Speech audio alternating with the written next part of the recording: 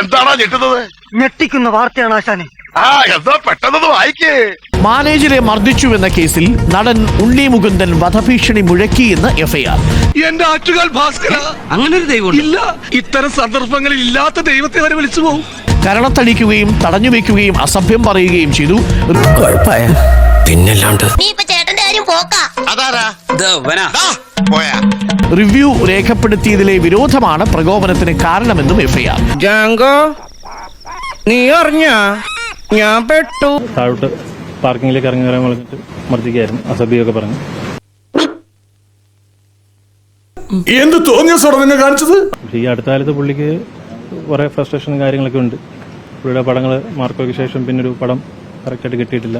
Excel baby പരാജയപ്പെട്ടു, പുതിയ പടങ്ങൾ കിട്ടുന്നില്ല. ഈശ്വര, ഇവിടെ ആരില്ലല്ലോ ഇതൊന്ന് പറഞ്ഞു ചിരിക്കാനായിട്ട്. പിന്നെ പുള്ളി സംവിധാനം ചെയ്യാനിരുന്ന പടം ഗോകുലം മൂവീസ് ചെയ്യുമെന്ന് പറഞ്ഞു, അവർ പിന്മാറി. നീ ചായ അടിച്ചാ മതി, നീ എന്നെ അടിക്കാൻ നിൽക്കണ്ട. ഓക്കെ. ഈ അടുത്ത് നരിവട്ടം എന്ന് പറഞ്ഞ പടം ഞാൻ പ്രൊമോഷൻ ചെയ്തിട്ടുണ്ടായിരുന്നു. അപ്പം ഞാൻ അതിനെ പ്രശംസിച്ചുകൊണ്ടൊരു പോസ്റ്റ് ഇട്ടു. അപ്പോൾ അത് കണ്ടപ്പോഴും ഉണ്ണിക്കത് പിടിച്ചില്ല. നിനക്കും ഞാൻ സുഖമില്ലാത്തോണ്ട് കുഴപ്പമില്ലട്ടാ.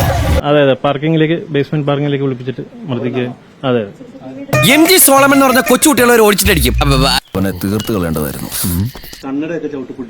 ആ അതെ അതെ, എൻ്റെ ഒരു കണ്ണാടിയൊക്കെ ചവിട്ടി പൊട്ടിച്ചു. അതെനിക്ക് വേറൊരു താരം ഗിഫ്റ്റ് തന്ന കണ്ണാടിയാണ്. ലുക്ക് ഉണ്ടെന്നേ ഉള്ളൂ, ഞാൻ വെറും ഊളയാണ്. ഞാൻ എന്താ അടങ്ങി നിക്കണേന്നറിയോ?